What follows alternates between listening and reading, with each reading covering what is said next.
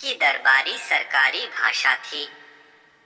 आपका सही जवाब है ऑप्शन डी संस्कृत। गुप्त शासकों की दरबारी सरकारी भाषा संस्कृत थी। गुप्तकालीन शासन प्रणाली किस प्रकार की थी? आपका सही जवाब है ऑप्शन सी राजतंत्रात्मक। गुप्तकालीन शासन प्रणाली राजतंत्रात्मक प्रकार की थी। गुप्तकाल में राज्य की आमदनी का मुख्य स्रोत क्या था? आपका सही जवाब है ऑप्शन अ भूराजस्व। गुप्तकाल में राज्य की आमदनी का मुख्य स्रोत भूराजस्व था।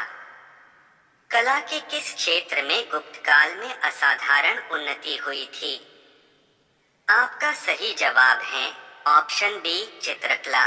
कला के चित्रकला क्षेत्र में गुप्तकाल में असाधारण उन्नति हुई थी। निम्न में से कौन सी साहित्यिक रचना शास्त्रीय संस्कृत साहित्य से संबंधित है?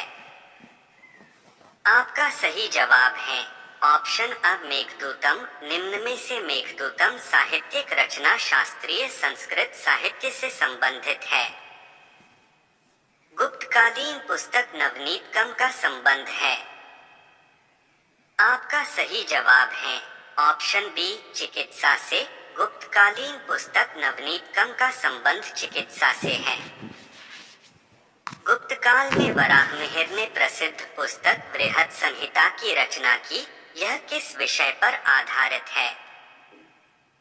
आपका सही जवाब है ऑप्शन सी खगोल विज्ञान। गुप्तकाल में वराहमिहिर ने प्रसिद्ध पुस्तक बृहत् संहिता की रचना की। यह खगोल विज्ञान विषय पर आधारित है। लिखित में से कौन गुप्तकाल में अपनी आयुर्विज्ञान विषयक रचना के लिए जाना जाता है? आपका सही जवाब है ऑप्शन डी सुश्रुत। निम्नलिखित में से सुश्रुत गुप्तकाल में अपनी आयुर्विज्ञान विषयक रचना के लिए जाना जाता है। कौन सा राजवंश हूनों के आक्रमण से अत्यंत विचलित हुआ? आपका सही जवाब है ऑप्शन अ गुप्त। गुप्त राजवंश हूनों के आक्रमण से अत्यंत विचलित हुआ। पर्णदत्त को किसने सौराष्ट्र का प्रांतपति बनाया था? आपका सही जवाब है ऑप्शन बी स्कंदगुप्त। पर्णदत्त को स्कंदगुप्त ने सौराष्ट्र का प्रांतपति बनाया था। गुप्त नरेश चंद्रगुप्त द्वितीय की दूसरी राजधानी थी। आपका सही जवाब है ऑप्शन सी उज्जैन। गुप्त नरेश चंद्रगुप्त द्वितीय की दूसरी राजधानी उज्जैन थी। प्राचीन भारत में विख्यात चिकित्सक धन्वंतरि ने अपना परामर्श किसके दरबार में दिया था? आपका सही जवाब है ऑप्शन डी चंद्रगुप्त द्वितीय। प्राचीन भारत में विख्यात चिकित्सक धन्वंतरि ने अपना परामर्श चंद्रगुप्त द्वितीय के दरबार में दिया था। प्रसिद्ध चीनी यात्री फाहियान ने किसके शासनकाल में भारत की यात्रा की? आपका सही जवाब है ऑप्शन डी चंद्रगुप्त द्वितीय। प्रसिद्ध चीनी यात्री फाहियान ने चंद्रगुप्त द्वितीय के शासनकाल में भारत की यात्रा की। निम्न में से कौन सी निधि गुप्त सिक्कों की सबसे बड़ी निधि थी?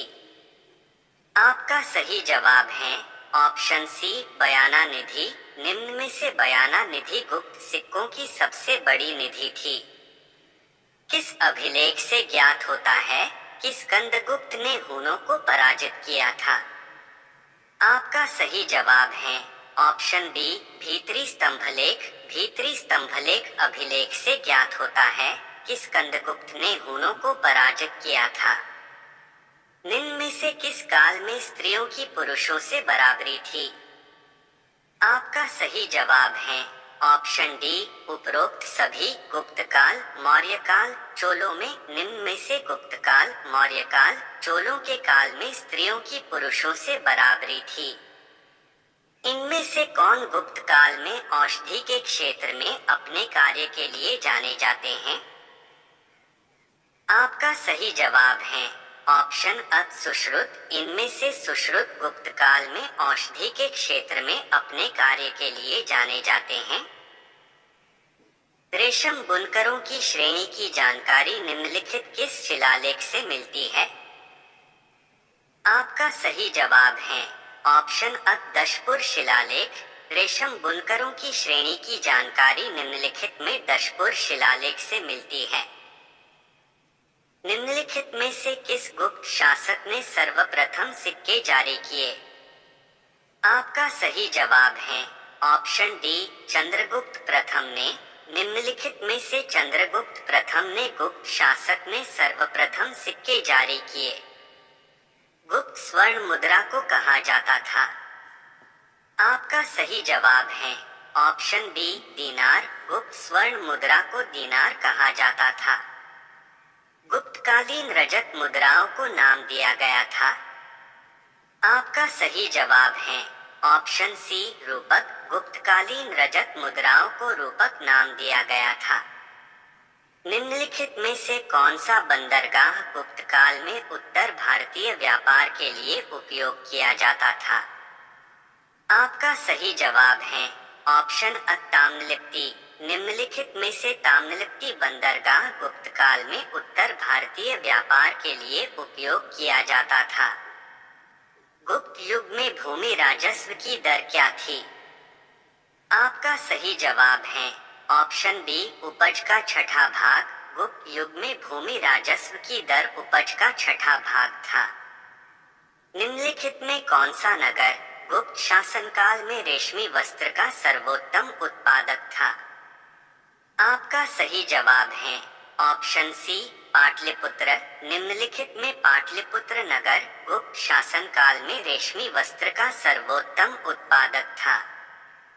निम्नलिखित में से कौन सी रचना गुप्त काल में रची गई? आपका सही जवाब है ऑप्शन डी चांद्र व्याकरण। चांद्र व्याकरण गुप्त काल के दौरान रचित महत्वपूर्ण ग्रंथों में से एक है। चंद्रगुप्त द्वितीय ने अपनी पुत्री प्रभावती का विवाह किस राजवंश में कर अपनी स्थिति को सुदृढ़ बनाया? आपका सही जवाब है ऑप्शन डी वाकाटक वंश। चंद्रगुप्त द्वितीय ने अपनी पुत्री प्रभावती का विवाह वाकाटक राजवंश में कर अपनी स्थिति को सुदृढ़ बनाया। प्रभावती गुप्त चंद्रगुप्त द्वितीय और कुबेरनागा की पुत्री थी। उनका विवाह वाकाटक वंश के रुद्रसेन द्वितीय से हुआ था। अधोलिखित में से कौन एक चारवाक के अनुसार सर्वोच्च मूल्य है? आपका सही जवाब है ऑप्शन अ काम। अधोलिखित में से काम एक चारवाक के अनुसार सर्वोच्च मूल्य है। चारवाक दर्शन के अनुसार काम आनंद सुख ही सर्वोच्च मूल्य पुरुषार्थ है।